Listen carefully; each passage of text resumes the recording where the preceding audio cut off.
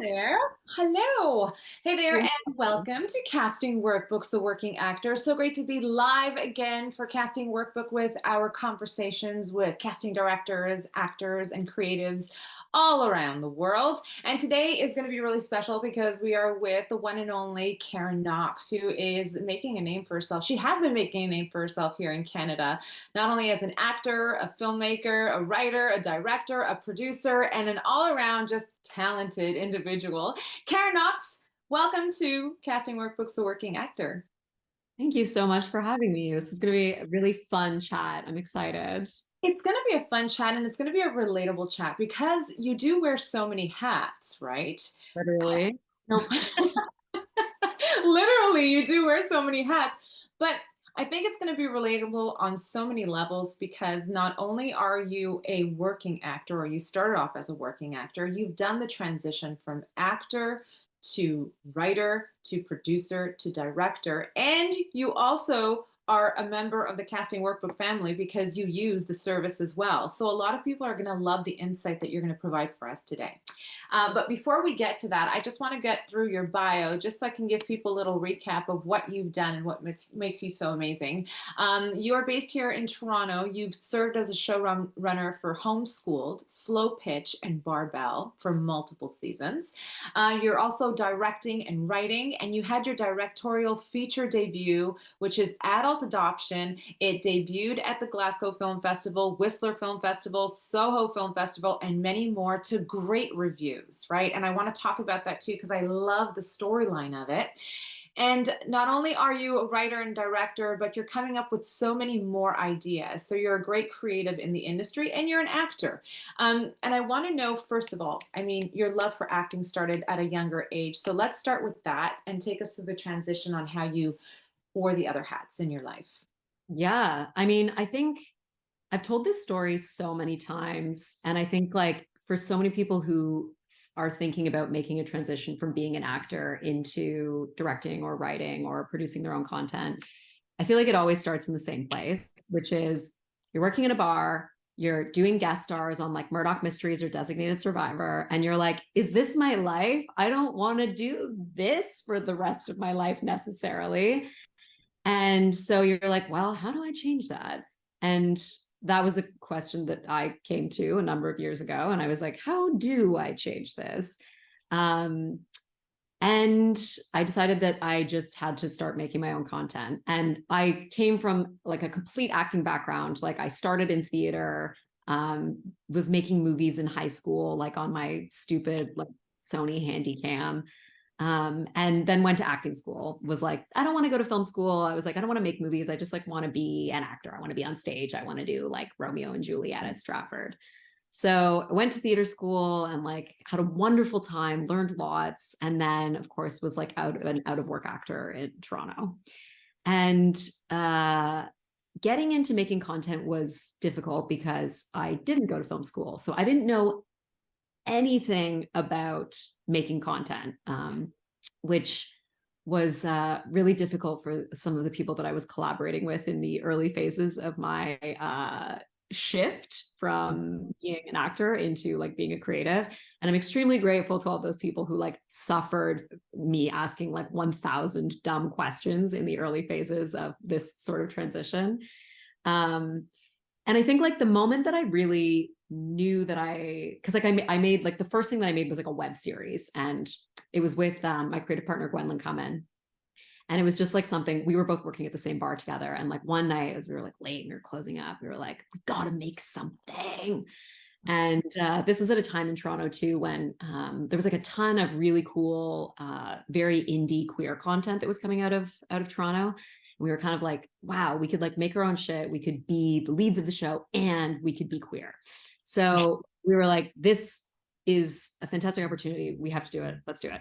So we made this web series and we cried every single day for a year because we didn't know what we were doing. But the crying was sometimes for joy, sometimes for like, wow, we really don't know what we're doing. So it was extremely difficult. But it was the most valuable thing that I ever did for my career. I would never, I'm so happy that I went through that year of crying, I suppose I would call it, year of crying and creation. because it really sort of opened my eyes to the fact that like I know now that being just an actor, and I don't mean that in a pejorative way at all. There's lots of people who are just actors and love that and have amazing careers and are so satisfied. But I know now that being an actor would not be enough for me to be able to like express the sort of creative mediums that I am really attracted to. And yeah, like I think I have too many opinions and like too many feelings to be able to just sort of like let that come through the synthesis of representing somebody else. It's like I need to like put things that I see and things that I hear and things that like stories that I've experienced on screen for other people to see. And that I learned that. I didn't know that that was something that I really wanted to do. And so when I first started creating, I was like, ooh, I really like doing this, and this is fulfilling to me in like an artistic way that that acting never was, and I don't think ever would be. And that's not to say that I don't love acting. I love acting. It's so fun. And now when I'm just an actor on set, I'm like, this is a vacation, baby. I'm like, it's about one thing. It's terrific. Right. And it's so much joy, and it's really my first love too. But my first love that I'm cheating on with directing now, that is like quickly becoming my new favorite mistress. So I want to talk to you a little bit about the acting before we get into the other jobs or roles that you prioritize in your life with in terms of the industry and stuff. When you were acting, how would you define yourself as an actor? I know you're still acting, but when you were just doing that as solely as your hustle every day. Mm-hmm. Yeah, I mean, defining myself as an actor back then, I think that like I didn't really know what my place was, because I was like, I wanted to do theater. And then I was like, well, I am this like white blonde girl who's like, you know, pretty basic looking, like who needs another one of me in this industry? And I was like too weird for Hallmark, and like I was like too spicy with my online content on like Instagram. And I was like, I'm not toning this down. I can't do it. So I was like I was finding it difficult to get cast. And I ended up working in a lot of comedy. I come from like an improv background too. And so that was sort of like, I think like, I mean, I'm still figuring out, you know, who I am as an actor too. I think it changes as you mature, and you know, what projects you become attracted to. I think now as an actor, the projects that I'm the most excited by are ones that are being made by like other filmmakers who are like auteur indie filmmakers. Like I filmed a couple of pieces this year for friends who are making some really interesting, like experimental kind of very out there indie stuff. And and the sets are so interesting too. Like it's not this machine. It is very like, it's very art driven. And the conversations that we're having with the character are very intense. And like, I get so much one-on-one time with the director, and me and the other actors have like a lot of space to play. So those are the kinds of roles that I'm like, that's when like my actor, like, that's when my actor heart really sings. And I'm like, I love doing this. It's so fun. I feel like I can take such crazy risks, and like, I'm not just trying to like look pretty in front of the camera and like say a couple jokes. Yeah. It's the stuff that's like rigorous. And I mean, I feel like maybe most people love to do that. I don't know. Maybe it's just like a certain kind, but yeah, I think now I'm kind of trying to only say yes to projects as an actor where I really, really like the people who are making them, and I have to find the role like engaging and interesting and rigorous, I think is something that I'm after. So.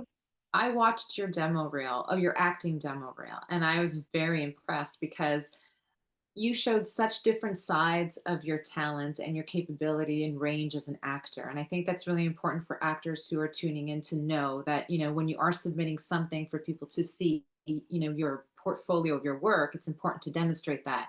but I love every character that you played because it's so convincing. And you were just saying now, you don't want to only just be the pretty girl. You want to show that you have range and you're rigorous and you're aggressive and you can be that way. And I specifically liked the role that you played in Borderline. Can we talk a little bit about that? And if you want to check out Karen Knox's demo reel, you can. You can look her up on Instagram. She's by Knox, and I know Karen Knox is on her website as well. It's all there. You should really check it out if you haven't yet and you're an actor, just to see what it looks like. But can we talk about Borderline? You are in intimate lingerie, red little sexy number, and you are just giving it to this one guy. You're giving him shit. We're gonna say shit because we're allowed to say that word today with you, right? And it's great. And then you sign something, and you're just wearing your bra and your underwear, etc. But how did you get to that point to portray that role? I mean, that was like, so I also wrote and directed that film. So it came from a deeply personal place. And it was something that I wrote during the pandemic with a fabulous actor, Sean Benson, who co-directed it with me. And it came from like a series of like during the pandemic when everybody was just like so bored, and like we would be like constantly like messaging each other and like just like VMing all the time and being like, what are you doing? What are you thinking about? And we sort of got on this idea about these two people who, are like constantly messaging each other like really horny things on the internet, but they've never met in real life. And then when they meet for the first time, it's like, oh, a real flesh and blood human being. Like, remember when I said that I wanted to like fuck you to death? Like I can't actually do that in like this hotel room now that you're like here and a real person. Because I think that's like such an interesting phenomenon now that like people will be so candid and salacious like in text messages or DMs, and then like not really have the like balls to like bring it when it comes to a face-to-face interaction. So that was kind of like, that was like the genesis of the idea for it. And so I mean, to be totally candid, it was something I experienced in my real life. So I was like, okay, I was like, how do we, I mean, and this is something that I do all the time when I'm acting. It's just like, okay, what part of myself can I just dial up a little bit to make a character? And that for me was Maggie in Borderline. It was like, she was like a fraction of myself. And I was like, okay, I'm just going to crank this up to 11. And that's sort of like how I ended up coming to that one. But Sean and I's process on that was so fun too. Like we rehearsed, like, he actually was my Meisner teacher for a long time. And so we would just like get together and like jam like in his kitchen and just kind of like do this script in like sort of like a Meisner-y way. And then when we shot it too, shot it in like such a fun way. Like we kind of just had the camera following one of us for the whole track of it. So we kind of got to do it like a play. So like it's an actor's dream when you get to just sort of like go for something and it's like teeth out, let's go. And then you kind of like find it in the edit. So that was such a fun project. And like I love two-handers. I love like juicy, like bourgeois psychodramas between like two people in relationships. So it's a total dream. That's like, those are the kind of roles that I'm just like, oh my God, like, yes, this forever. How do you go about deciding what you're going to play and what you're going to step back and just view from the camera lens? Because you said that, you cast yourself in Borderline, but you also directed it. So I have a lot of questions about that. So how do you decide what you're going to take on? Are you going to make a cameo in it, or are you going to be the lead? Yeah, that's such a good question. I mean, I'm still learning how to balance directing and acting. I think like in Barbelle, like the first thing that I made, I was show running and acting. And that was, pretty easy because it was another director who was like looking at the monitor, like talking to the DP, figuring things out. When you are directing and acting, it's very tricky because, you have to balance like, okay, the aesthetics of the film, the integrity of like, what you're capturing, and like, being very mindful of, artistically what is trying to be achieved, while also trying to be like deeply embedded in a character that you're trying to portray. So like the cognitive dissonance of that, I think it's a skill. Like I read that Robin Wright on the 5th season of House of Cards, she was directing and she was playing the lead. And I was like, how the hell does she pull that off? Like, I have no idea how, like, it would just take so much skill. And I think like anything, it's practice. Mm. Um, so I'm practicing being able to do that. Yeah. So on Homeschooled, which was the show we did for CBC Gem, I have like a small part in it. I play like the vice principal at this school. So I'm in like 4 of the episodes, and I'm kind of like in and out. I get to do some like comedy, and it's really fun. But I was directing Homeschooled as well. So that I was like, okay, I want to get better at this because I love directing and acting at the same time. It's so fun. It's really cool. Like it's just so juicy creatively to get to like kind of like flip those hats too. But I was like, I know I'm not ready to direct something and be the lead. So Right. just like I think it's a skill that you just For sure. and try But to get. it's a natural progression for actors, I find. You see, I mean, you hear that all the time in Hollywood. You know, you got Bradley Cooper, who's always directing any film that he's in right now. And I just saw Maestro, and he's like the lead and the director. And I'm always wondering, these amazing scenes that he's in, is it like they call cut and he goes and runs and takes a look at the take and he's like, no, we're going to do it again. So I guess you must have to trust your AD as well. Like you have to trust the eyes that are actually looking at the scenes too.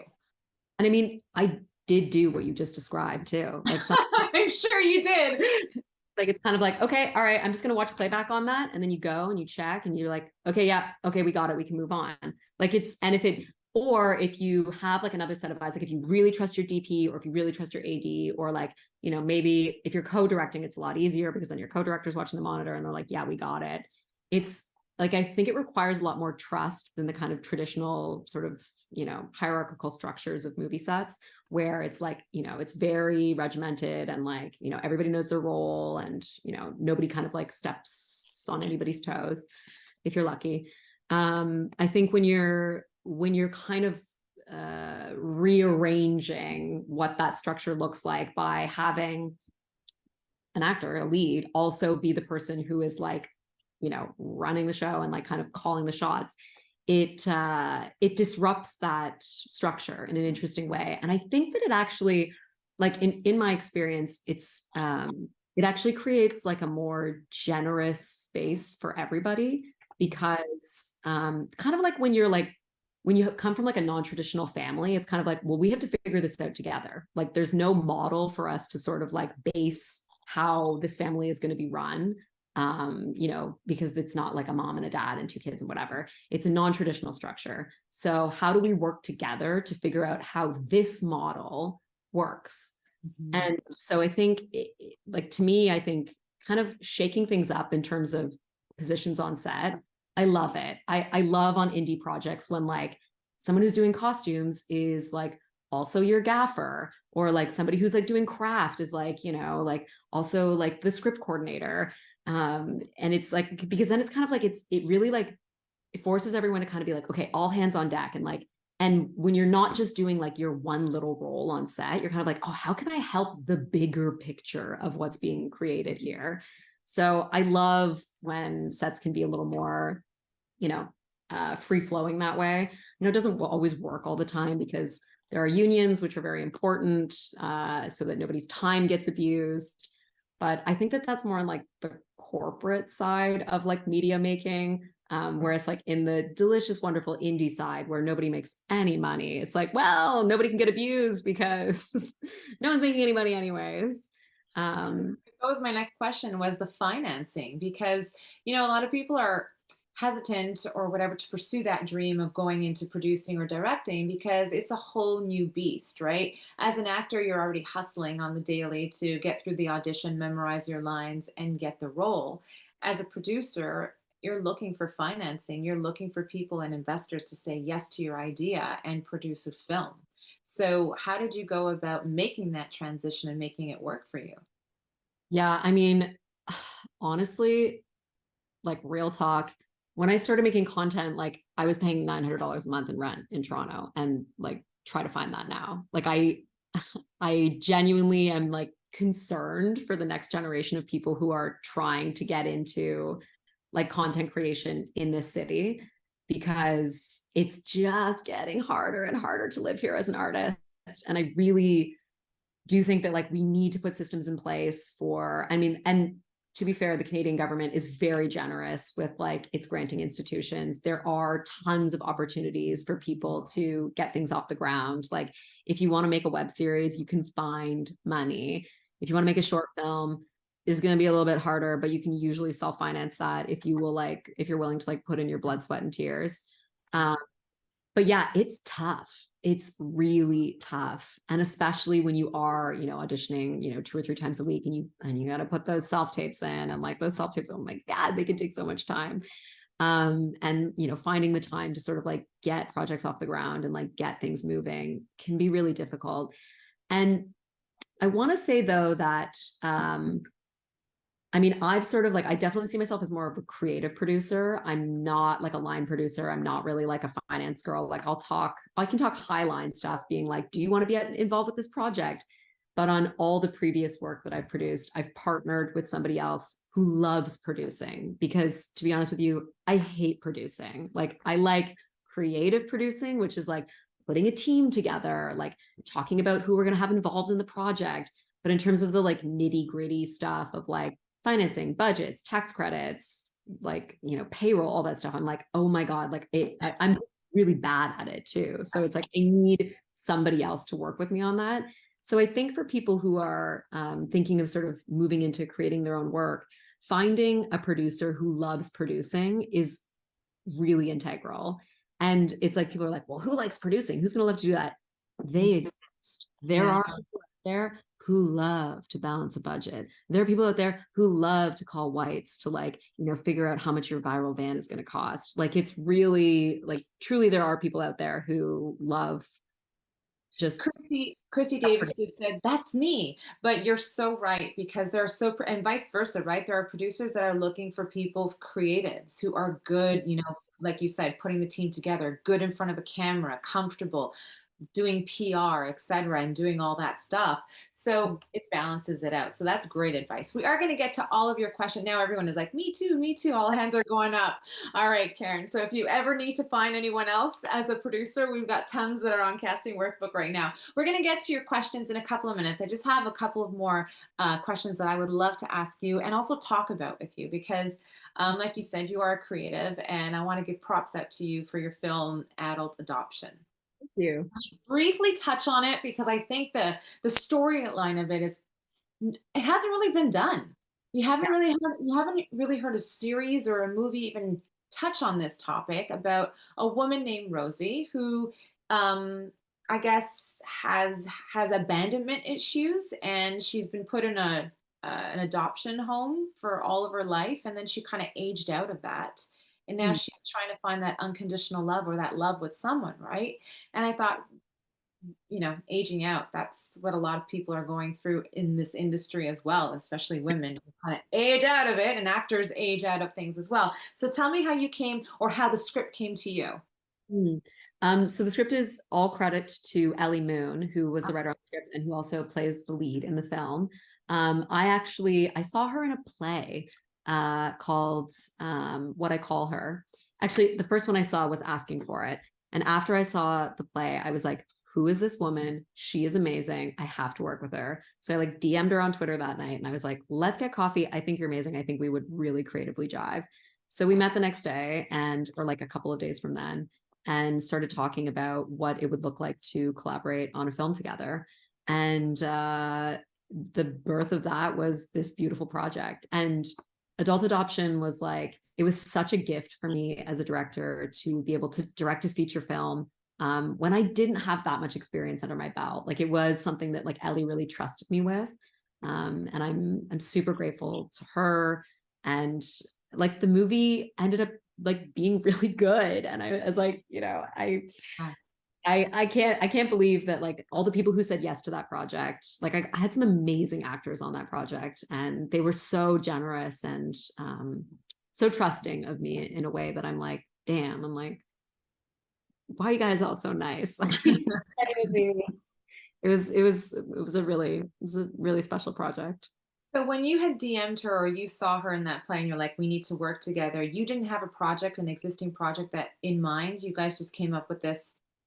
Yeah. I think Ellie I'm trying to remember if she had already written like a draft of the screenplay when we first started talking. Can't quite remember, but when she sent me the script, I read it and I was like, I love this. Like, let's do this. And then there was a long road to financing and getting it all together. And then COVID happened and, all those fun things. But it really it really sort of launched my career as a director too, because that never would have been possible without somebody taking a risk on me, like for directing this first time feature, which was. And we need more female directors, especially here in Canada. It's sad that we don't have a lot more female directors leading female-led storylines too. So keep going, keep going. Sarah Polly can't do it for everyone. Yeah, no. she is doing God's work right now, but she is only one woman. We gotta back her up. Back her up. So, what are some of the lessons you learned from being a filmmaker? Oof, wow. I think like the piece of advice that I love to give about just like any kind of creative endeavor is not to be overwhelmed by the big picture. I think that I am like very results oriented kind of person. So when I see a project looming in the distance, it's kind of like, okay, how do we get to the finish line?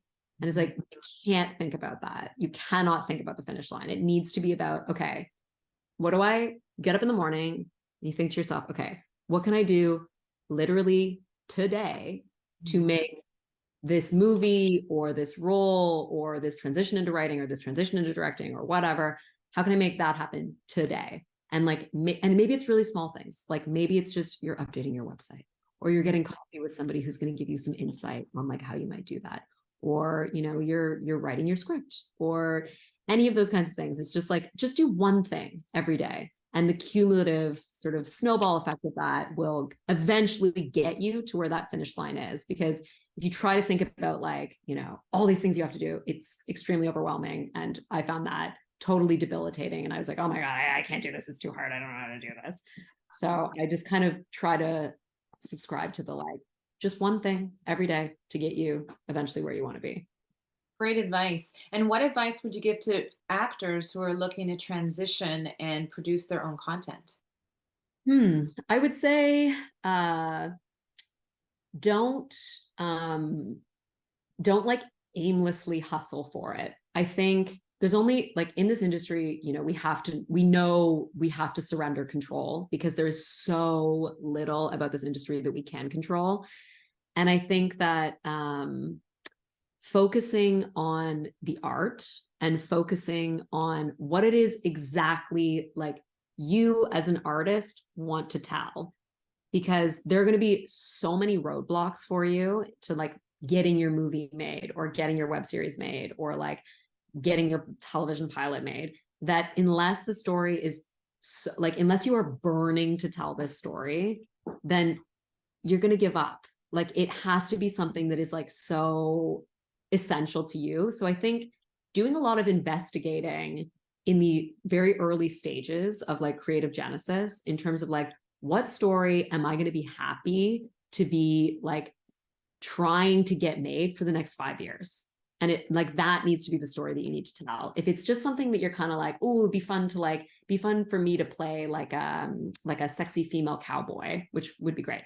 But if that's just kind of like something that's going to be really fun, then you might want to go a little bit deeper. If you want to play a sexy female cowboy because you're super interested in the intersection of like feminism and the patriarchy in like, America in like the like mid 1800s, then cool. Maybe that's something that's like deeply personal to you. Maybe you have like a family connection to that or something. But I think rigorous investigation of like what story you want to tell, why you're telling it, and asking yourself the question, do I have the like emotional, creative, and artistic fuel to push this story forward for like maybe the next 5 years? Because it usually takes about that long from like genesis to like finishing your press cycle on any creative project. Maybe a little less if you're lucky, but 5 years, about that.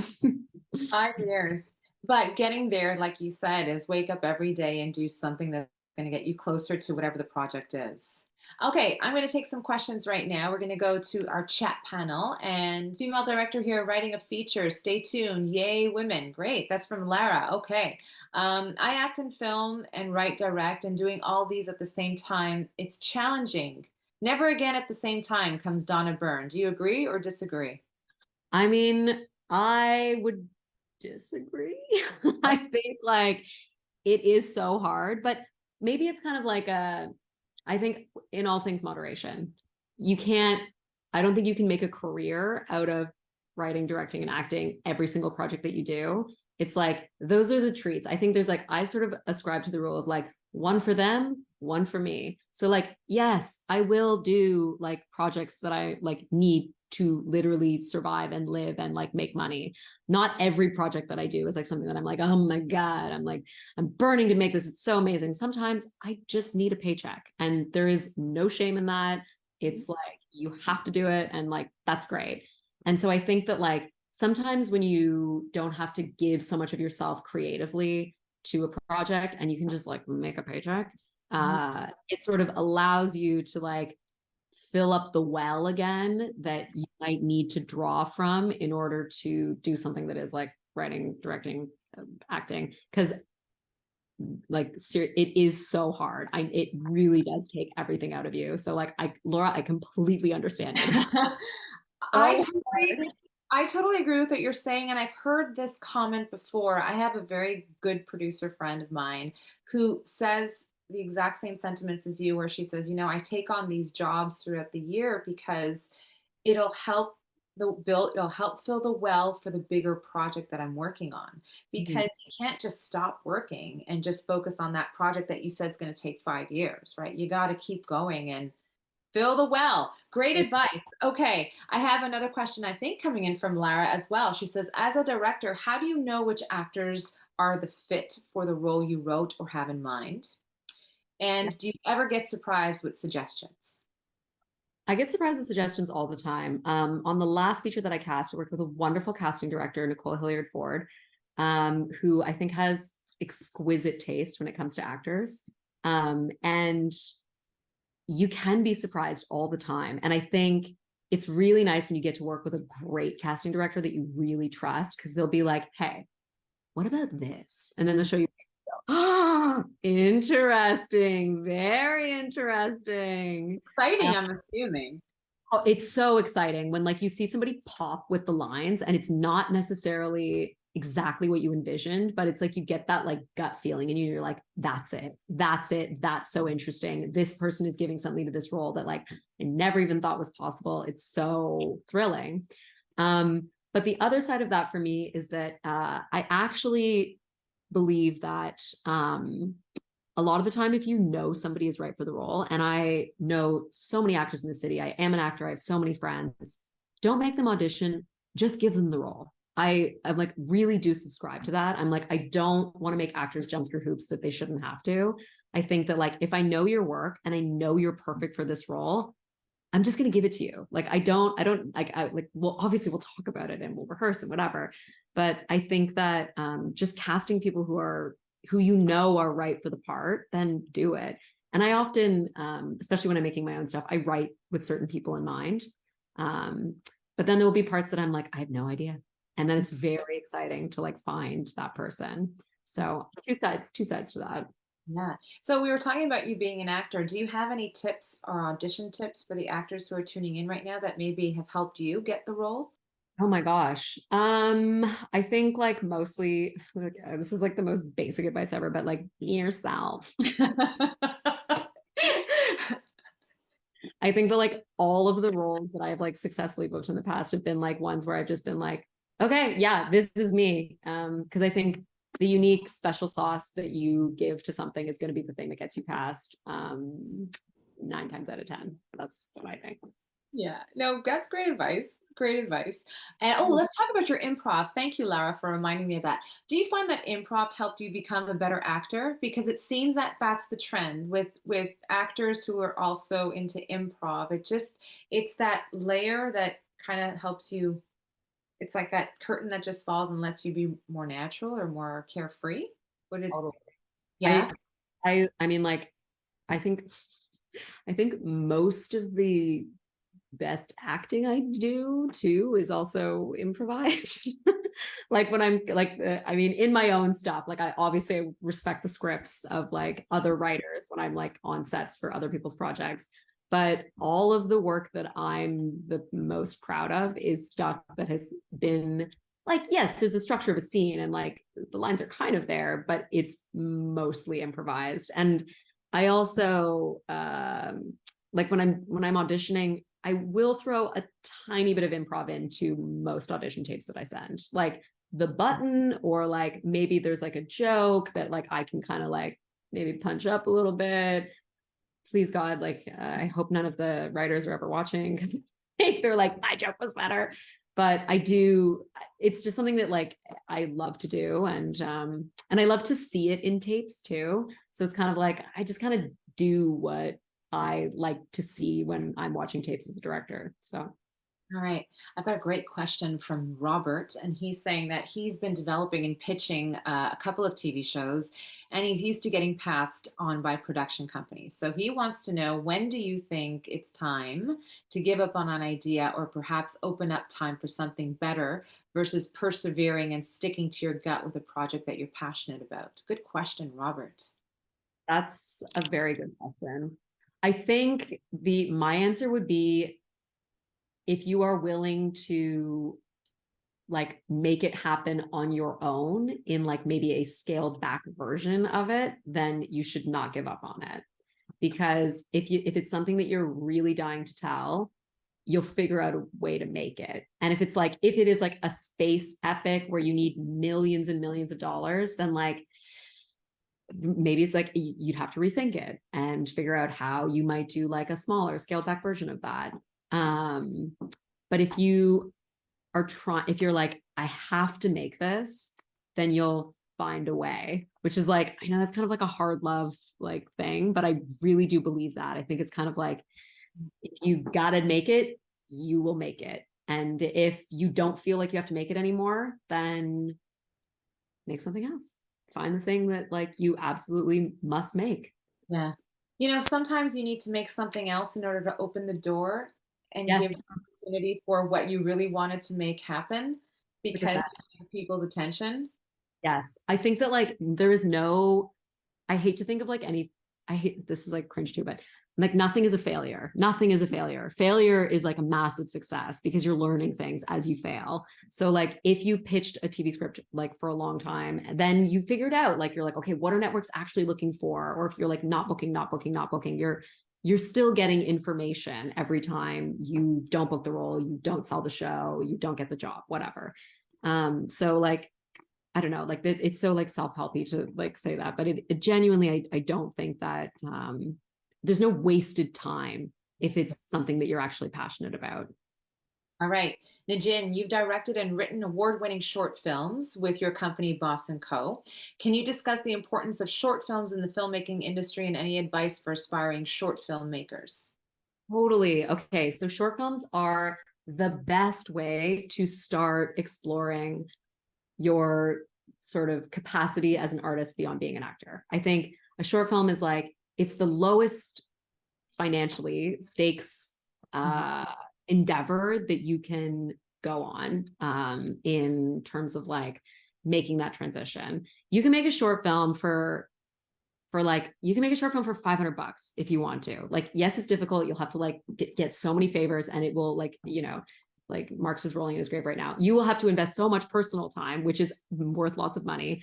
But like the actual sort of like capital hard assets that you need for that are not very much. You can make like a short film for cheap if you're smart about it. And short films are like, in instances, they have really launched people's careers. I know so many people who have, made short films that have premiered at TIFF, who have then, gotten involved with great production companies and then turned those shorts into features. Like, I don't know if anybody's seen Jasmine Mosafari's Firecrackers, which was one of the best Canadian films, I think, in the last like decade. But that started out as a short film. And then she got involved with Wildling Pictures, and then it became a feature that really like launched her career.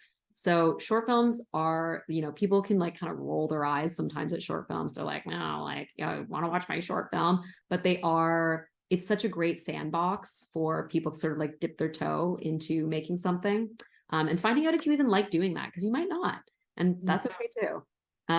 So yes, short films, incredibly important. I love short films. You should definitely make one if you have a good idea for one, and don't spend a lot of money on the first one that you make, unless someone's giving you a lot of money, in which case, hooray. Right. When you say don't spend a lot of money, is that you're saying like less than 500 or more than 500? Oh, I mean, it totally depends on the project, but like, it totally depends on the project. But I mean, you can make stuff that looks really cool on, I mean, everybody says this, on your iPhone. You might not want to do that. You might want to, like, you know, level up a little bit, but the way, like, there's just so many tools at your disposal now for movie making. Like, editing software is becoming way cheaper, and like, there's just like, you know, there's so much you can do with so little now. So like, I'm going to be tough love again, but like, if you want to make a movie, you have no excuse. It's true. Not anymore. Yeah, and I mean, it might be exactly the movie you want to make. Maybe you want to make like epic space movie that costs millions of dollars, in which case, like, no, that's not for you. So that's a different road. But if you just want to tell a story and you're interested in like experimenting, then you have no excuse, and you could make one within a couple of months if you really want to.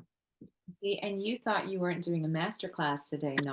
I feel like I'm giving too much tough love. I'm like, no, but your opinion and your advice is amazing.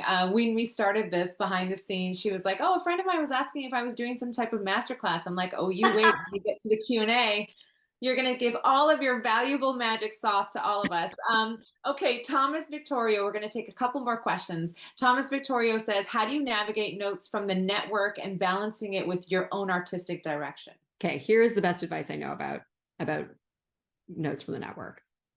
Every time they give you a note, it's probably not exactly the right note, but it does mean that something's wrong with that particular section or the narrative or the character or whatever. I think that a lot of the time, they're not going to have the answers for you. They're going to go, this is a problem, and here's why we think it's a problem.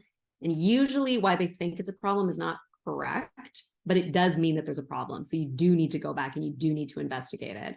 I think like it's like, it can be very frustrating because you're like, but we already changed that. And like, well, this isn't what I'm trying to do. And like, it's not right. But I would say 99% of the time when the network has notes, they're wrong about what the note is, but they're right that there's a problem. That's what I think. So take the note and go back and look at what it is and see if you can find a nice happy medium. And you're the creative, so you have to come up with the creative solution. Okay, that was very well put. Okay. Christy has an interesting question. She just wants to know, does it make it awkward for you when you are playing both roles as the actor and director with your castmates? Totally. But I mean, I think I touched a little bit earlier on how I think it helps deconstruct the sort of hierarchical system of film sets that I think is like maybe a little passe. It does make it a tiny bit awkward, but I think that there's this desire, specifically within, I find, Canada, to really want to slot creatives into very specific roles. So they want to say like, you're an actor, or you're a director, or you're a writer. And it can be very frustrating on set to be like, no, I'm all of these things. And like, sorry for the cognitive dissonance, but we're all just going to have to get used to the fact that like, I'm in my underwear playing a role in front of the camera. And then I'm going to step out of that role and be like, you know, very professional and like kind of like, you know, calling the shots. So it can create like a bit of a strange, like awkward, I suppose, dynamic at first. But I think that if you lead with total generosity and allow people to sort of catch up and move forward with the like, yes, this is what's happening. Like, I am both of these things. And I think just like treating people with utter respect on sets, I always prescribe to the rule that like, if you are the director, you should know everyone's name on the set. And like, I haven't gone to the sets yet where there's like 200 people and that will be impossible, but I always try to learn everybody's name on the set, because I think like as soon as I humanize my relationship with like the PA or the gaffer or the person at craft services, the more it's like, oh, you're a human and you can be a multiplicity of things. I'm not just like the director or the on-screen talent. So I think like through humanizing a relationship, it's like when you get to know somebody, like when you get to know somebody, you're like, oh yeah, sometimes they're grumpy and sometimes they're a real laugh to be around. It's like humanizing a relationship with someone allows for there to be some flow and interplay in terms of like exactly what your role is on the set.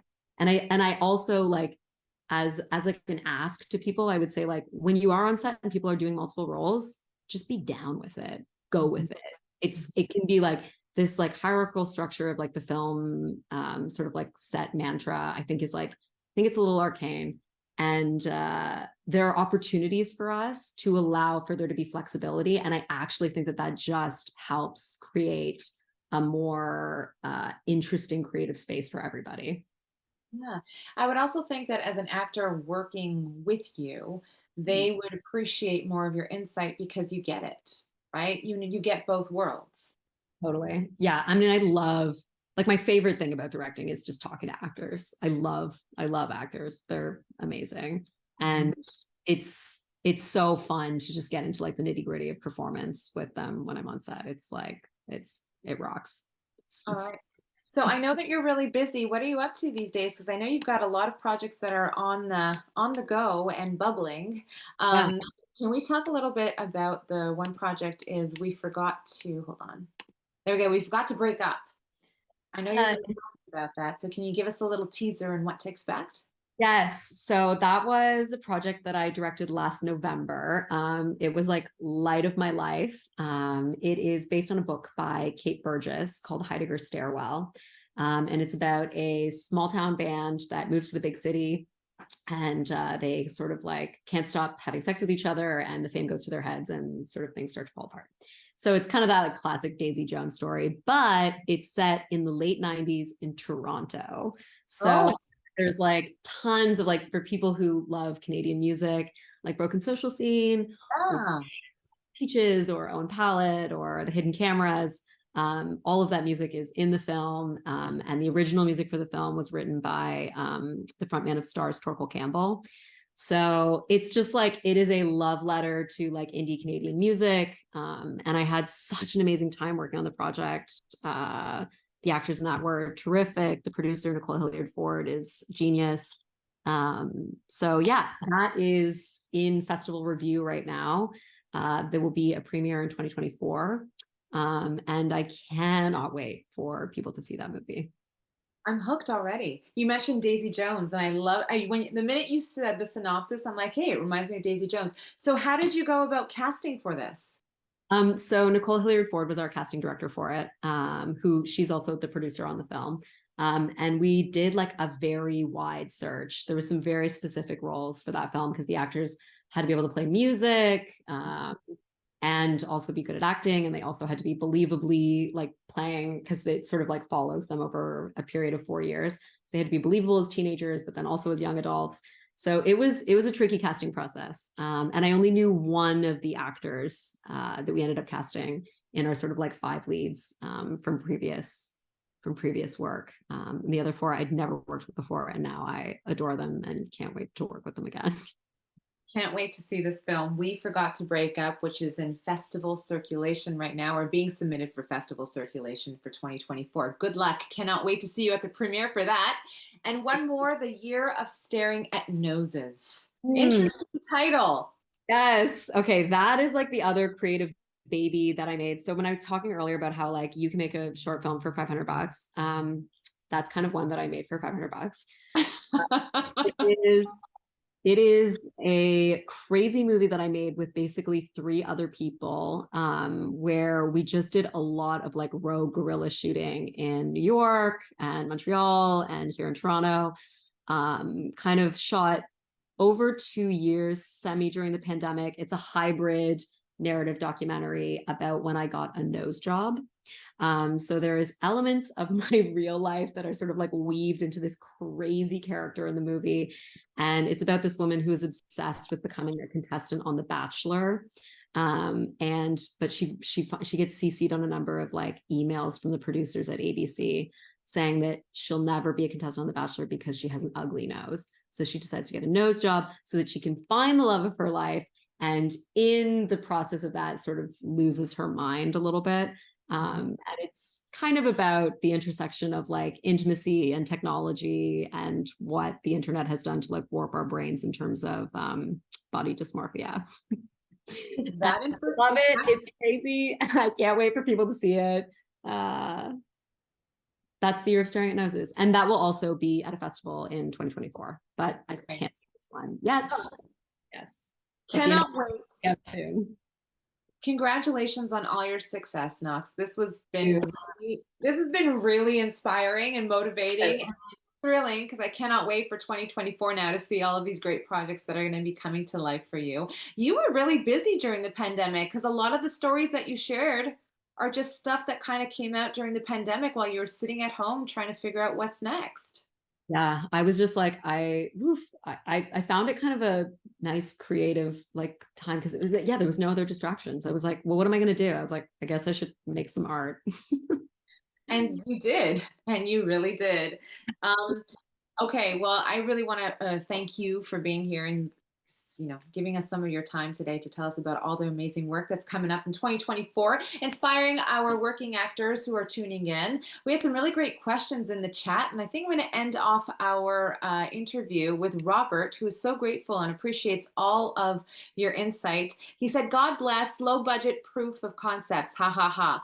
Failure is a massive success." Love it. And with that, we will say goodbye with Karen Knox, who is a filmmaker, actor, writer, director, and all around incredible creative. Thanks so much for being here on The Working Actor. Thank you so much, Natasha. This was fun. Will you come back again? 100% in 2025 when I make more weird movies. Amazing. We will be here and we will be tuning into that interview. But till then, don't forget those 2 movies that are coming out in 2024. Have yourselves a great long weekend if you're here in Canada, or have yourselves a great weekend if you're tuning in from anywhere else in the world. Thanks for being here on The Working Actor. Want to thank our awesome producer, Emily Buchanan, who is behind the scenes, who is running the show. So thanks to her, and thanks to you for tuning in. We'll see you next time.